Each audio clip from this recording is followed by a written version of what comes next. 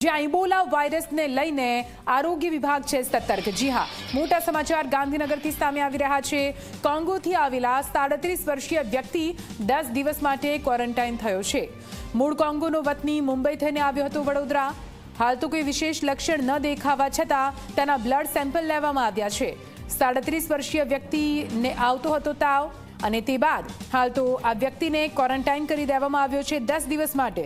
આપને જણાવી દઈએ, ઇબોલા વાયરસ જે હાલ ઘણા દેશોમાં કોહરામ મચાવી રહ્યો છે, જેને લઈને રાજ્ય સરકાર, આરોગ્ય વિભાગ સતત સતર્ક છે। તૈયારીના ભાગરૂપે ઘણી હોસ્પિટલોમાં અલગથી આઇસોલેશન વોર્ડ પણ બનાવી દેવામાં આવ્યા છે। ત્યારે કોંગોથી આવેલા એક 37 વર્ષીય યુવકને હાલ તો ક્વોરન્ટાઇન કરવામાં આવ્યો છે।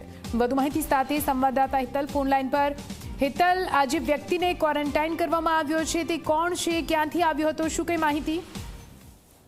જી ચોક્કસ એવું કહી શકાય કે અત્યારે રાજ્યનો આરોગ્ય વિભાગ આની માહિતી સંપૂર્ણ રીતે મેળવી રહ્યો છે, પણ જે વિગતો અત્યારે સામે આવી છે એ રીતે જોવા જઈએ તો આ 37 વર્ષીય યુવક છે એને ક્વોરન્ટાઇન કરવામાં આવ્યો છે। મૂળ કોંગોનો વતની અને મુંબઈ થઈને તેઓ વડોદરા અને પછી અમદાવાદ આવ્યો હોવાની અત્યારે વિગતો સામે આવી રહી છે। તેના બ્લડ સેમ્પલ લેવામાં આવ્યા છે અને હાલ કોઈ લક્ષણો ન હોય તેવી પણ વાત જાણવા મળી રહી છે। તેને માત્ર તાવ આવતો હોવાની ફરિયાદ કરી હતી ને એમાં આ વ્યક્તિ હોવાની વાત અત્યારે સામે આવી રહી છે। ચોક્કસ આરોગ્ય વિભાગ સતત થયું છે।